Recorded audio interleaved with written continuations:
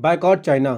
आज अपने देश में एक नई मुहिम छिड़ चुकी है हैशटैग बायकॉट चाइना के नाम से, जो कि सोशल मीडिया और ऐसी कई दुकानों में ट्रेंडिंग पर भी है।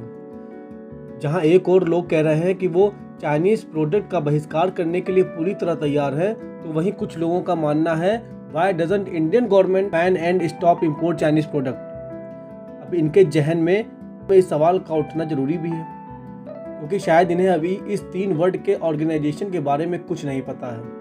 तो आइए आज हम इस मुद्दे पर बात करते हैं। WTO यानी वर्ल्ड ट्रेड ऑर्गेनाइजेशन विश्व व्यापार को नियंत्रित करने वाली एक बहुपक्षीय संस्था है, जिसके सदस्य आपस में मुक्त व्यापार करते हैं।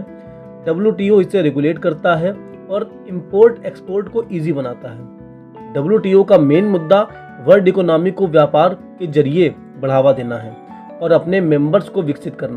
WTO के अंदर वस्तुओं, सेवाओं और कृषि संबंधित व्यापारी समझौतों को शामिल किया जाता है। जैसे कि हर ऑर्गेनाइजेशन का कोई ना कोई सिद्धांत या प्रोटोकॉल होता है, वैसे ही WTO के भी कुछ सिद्धांत हैं। नॉन डिस्क्रिमिनेशन अर्थात गैर विभेदात्मक। इस सिद्धांत की मूल अवधारणा मोस्ट फेवर्ड नेशन की रही है।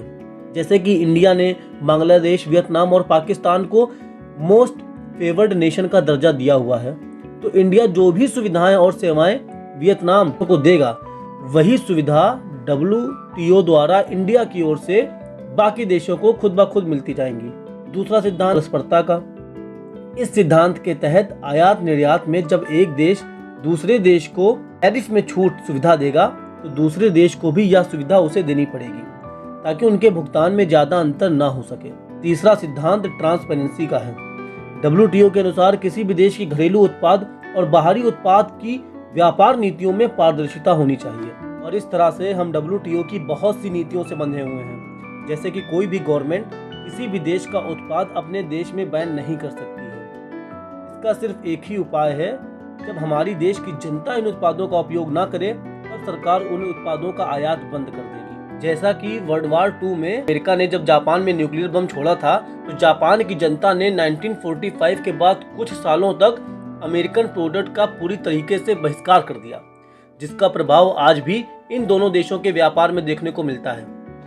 2018 की रिपोर्ट के अनुसार जापान ऐसा दूसरा देश है जो अमेरिका को सबसे ज्यादा उत्पाद निर्यात करता है, और ऐसा इसलिए हुआ क्योंकि जापान की जनता ने हैशटैग बायकॉट अमेरिका को ट्रेंड नहीं किया, उसको अपने जीवन में उतारा। इंडिया की बात करें तो हम लोगों ने हैशटैग बायकॉट चाइना को खूब ट्रेंड किया, पर इसको अपने जीवन में नहीं उतार पाया। इसका शर्मनाक उदाहरण ये है कि इंडिया में एक चाइनीज फोन की सेल आती है और कुछ ही मिनटों में वो फोन आउट ऑफ स्टॉक हो जाता है।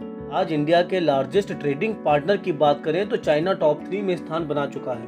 वहीं चाइना के लार्जेस्ट ट्रेडिंग पार्टनर की बात करें तो इंडिया टॉप 10 में भी नहीं आता। टाइम्स ऑफ इंडिया की रिपोर्ट की बात करें तो इंडिया को चाइना से व्यापार में पिछले 3 से 4 सालों में लगभग 5 से 6 गुने का घाटा हुआ है, और ऐसा इसलिए होता है क्योंकि इंडिया चाइना को रॉ मटेरियल ज्यादा एक्सपोर्ट करता है, वहीं चाइना इंडिया को finished and complete product export करता है। फॉर एग्जाम्पल, इंडिया चाइना को 10 किलोग्राम मिट्टी 8 रुपए में बेचता है, वही चाइना उसी मिट्टी से घड़ा बनाकर इंडिया को 120 से 150 रुपए में बेचता है, तो उसका ज्यादा फायदा होता है। तो आइए बायकॉट चाइना के साथ अपने देश के ब्रांड को प्रमोट भी करते चलें। ऐसा है कि आपने हमारा चैनल सब्सक्राइब कर दिया होगा, नहीं किया है तो अभी करें, बेल आइकन दबाना ना भूलें।